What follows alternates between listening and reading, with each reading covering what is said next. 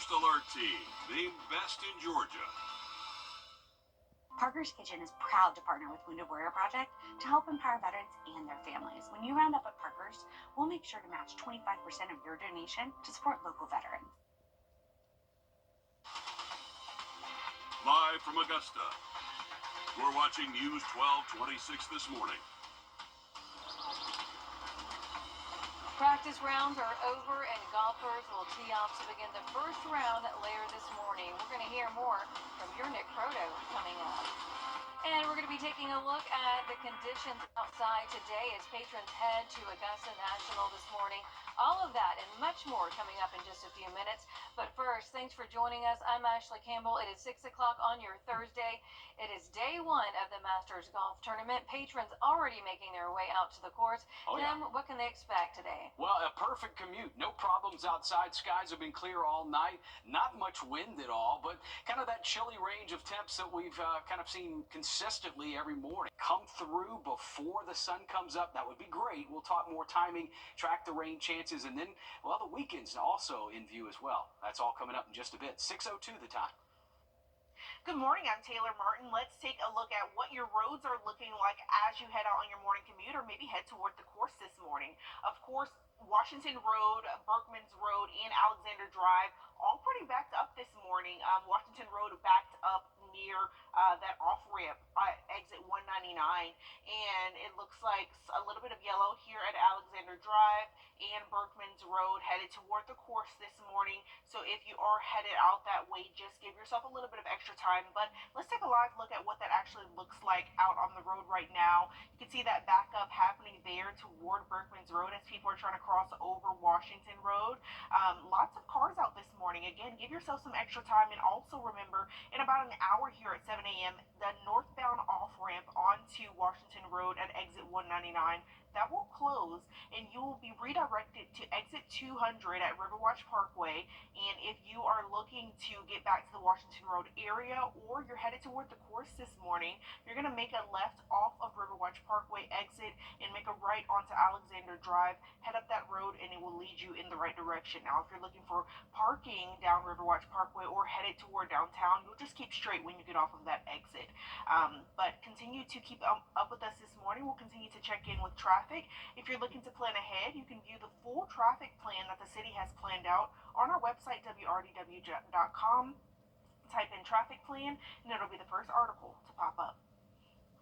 All right, thanks for that, Taylor. Some very good information for those heading out there to the course. And speaking of which, it's finally here. Today is the start of the first round of the Monday's game. All right, thanks for that live at Augusta National Golf Club course this morning. As memorable as some of the Augusta Nationals holes can be, this couple will always love 14. That's because it's where Jack Zaber dropped to one knee this week and asked Abby McMurray, to be his wife. They met as freshmen at Furman and have been dating for 8.5 years. Abby's a local, but she had never been before, and neither had Jack. So talk about a very special day, and we congratulate both of them. And so much could have gone wrong first. This was Monday, so thankfully he popped the question before the siren sounded and the course was evacuated. And when they were arriving, a security guard felt the rain during the bag check and instinctively yelled, "Congratulations!" But thankfully, Abby did not hear it. A reminder that Augusta National Golf Club does prohibit you from bringing certain items each day. With the first round beginning today, personal cameras are no longer allowed on the course. Others include any cell phones, radios, TVs, or other electronic devices. No flags, banners, or signs, strollers, golf shoes with those metal spikes. Also, no outside food or drink, no ladders, no selfie sticks, and no knives or weapons are allowed on the grounds, even if you have a permit. Now, here are the things that you can bring. Binoculars, fitness trackers, and smartwatches, any small bags or purses, no larger than 10 by 10 by 12 inches, and chairs as long as they are foldable without arm and rigid edges. And for those who use mobility vehicles, officials say to use the hard surface roads and flat observation areas. More flights means more patrons, and that brings an opportunity for a business boom. For months, our local stores have made sure that they're ready for customers. For some, that preparation is paying off. We checked in with the Swain Company and Goat Kick Coffee yesterday. Some of their workers told us that they noticed that some locals were making sure they had all the supplies they needed for patrons staying at their home, or they've already served new people. Still, they can't relax yet. They say they expect their busiest days to be towards the end of the week. Tomorrow, Friday, Saturday will be the biggest day. This area around here, people love to like come and chill for a bit and whatnot, take their time to prepare to go. So it's probably going to be real wild this weekend. Both businesses say this week is important to them because of the impact that was still left behind from Hurricane Helene. They say an increase in business helps them out at any time right now. And as patrons are coming off the course each day, downtown is right there for people to enjoy local restaurants and shops. We spoke with business owners at a few places who are seeing more foot traffic from this week's patrons. It's a lot of fun. It's a lot of fun. You know, we got a lot of regulars that come in all the time, but seeing all the outsiders come in, it really it's a different space in here, you know, so coming in and seeing our different vibe and everything, it's a lot of fun seeing them react to it. He says after Hurricane Helene hurt businesses last fall, it's nice to see so much life in downtown Augusta. You can enjoy some live music at Mellow Mushroom tonight at 7 p.m. Other restaurants like El Paso are seeing customers from all over the world. And in Aiken, there's live music from Amp the Alley. That's going to be taking place all week in the evenings. While March Madness may have ended on Monday for basketball, some folks wanted to keep the tournament feeling going.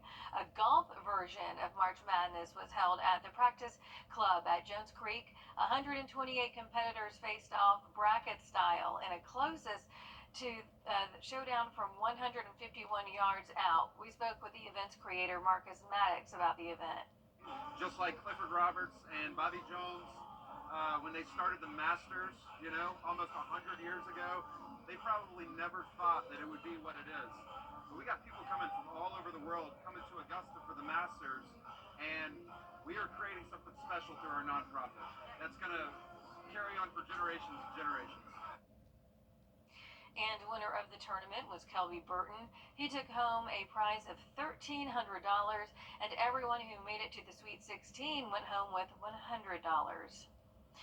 New this morning, a woman was arrested in connection to shooting two people last week. Aiken County deputies say 25-year-old Shakira Singleton walked into a home on Ginyard Lane and shot a woman. Deputies say that another man was shot in the same room. The victim told deputies that Singleton left and fired more shots outside. They told deputies that she and Singleton were both in a relationship with a man also in the bedroom. Both victims were taken to the hospital. Singleton is charged with assault, attempted murder, and more. South Carolina is making major moves to keep you and others safe while you're driving in South Carolina. We're going to show you what they're trying to do coming up. Okay, nice clear morning. It's a little cool, but something we can handle and have all week here. A beautiful day coming in, a nice warm up this afternoon, but we're tracking some rain into that Friday forecast. We'll tell you more next. Stay with us. When it matters most, Georgia. Cooler, back in the upper 60s and low 70s for Sunday, but beautiful, clear afternoons coming our way, and a warm up going into next week back in the 80s on Monday and Tuesday. 6:18 the time. Thanks, Tim. A lot of drivers have been there. You're stopped at a red light and you take out your phone, maybe you scroll to check messages while you're driving, or even make a phone call. Well, soon all of that could be illegal in South Carolina. Your South Carolina State House reporter Mary Green has the details. On Wednesday, the House of Representatives overwhelmingly approved a bill that would enact a hands-free driving law here in South Carolina. Around 30 other states already have this type of ban in effect. We've all seen people going down the highway like this. What does that mean? That means they're driving blind. They are not looking at the road. They are 6 times more dangerous than a drunk driver. It's got to stop. The bill would prohibit drivers from holding or supporting a cell phone while they're driving, so they wouldn't be able to hold it to their ears, type or scroll, or even have it on their laps. It would also apply to other electronic devices like gaming devices and would prohibit drivers from watching videos or video calls. Hands-free calls and voice-to-text would still be allowed. It just simply says put the phone out of your hand, put it in a cup holder, put it in a device, whatever that might be. Some Democrats argued the bill was initially too severe. Your phone could be sitting in your lap, and you're going to get pulled, and you're going to get a ticket, and you're going to get a fine. They eventually supported its passage after a few of their amendments were adopted, including changes to eliminate points on driving records for violations, to add a requirement that an officer must have a clear and unobstructed view to pull someone over for this offense, and to extend the warning period before tickets could be given. Representative Bill Taylor has unsuccessfully been pushing for this bill for the last 8 years. This year, however, came with a warning from the federal government that it could revoke tens of millions of dollars in federal highway funding to states without hands-free driving laws. If that's what it takes, I'm all for it, because I certainly haven't been able to get it out of committee and get it passed in the House until that impetus came along. And after one final vote in the House on Thursday, this bill will head over to the Senate, which passed an earlier version of a hands-free driving bill 3 years ago that the House never took up. Reporting from the State House, I'm Mary Green. Drivers caught breaking the law would face a $100 fine the first time and then $200 for violations after that. More severe penalties, including prison time, could be imposed for drivers who were on their phones and then killed or seriously injured someone else. President Donald Trump pausing. Our First Alert has always given you the edge against severe weather. And now, with our new First Alert radar network, First just got even faster. With up to 10 times the resolution of other local radars and technology that can pinpoint right down to your street, First just got faster. Trust meteorologist Tim Strong for your First Alert. Join us right here on WRDW News 12 at 11 a.m. for Warren A Way of Life. Visit us anytime online at warren.church for more information. Live from Augusta, you're watching News 1226 this morning. A live look right now at Washington Road as patrons are getting ready to head to Augusta National for the first round of the Masters Golf Tournament. And we're going to hear from your Nick Proto on what you can expect from the first round. That and more coming up in just a few minutes.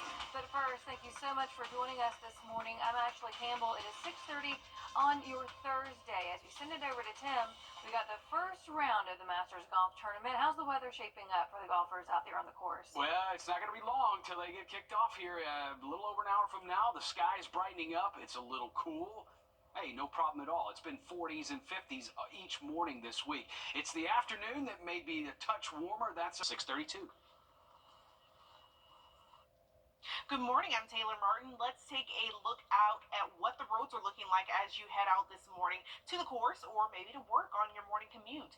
Right now, things are pretty backed up on Washington Road, even worse than they were in the last half hour as people are getting off of exit 199 and heading toward the course. Seeing a lot of red and yellow here on Washington Road, Alexander Drive, and Berkman's Road this morning. So give yourself some extra time if these roads are on your commute, but you also want to keep in mind that this morning there will be a shut off of exit 199 in about 30 minutes here. But let's take a live look at what Washington Road is looking at like right now. Of course, we're seeing all of those cars, of course, patrons heading to the course this morning for the first round. And again, exit 199 onto Washington Road will cut off in a little less than 30 minutes here, and you will be redirected to exit 200 Riverwatch Parkway. Now, if you're headed toward the course or back toward Washington Road, you'll make a left off of Riverwatch Parkway, make a right onto Alexander Drive, and it will redirect you to where you need to go. If you're looking for parking, there is parking on Riverwatch Parkway if you continue to go straight toward downtown.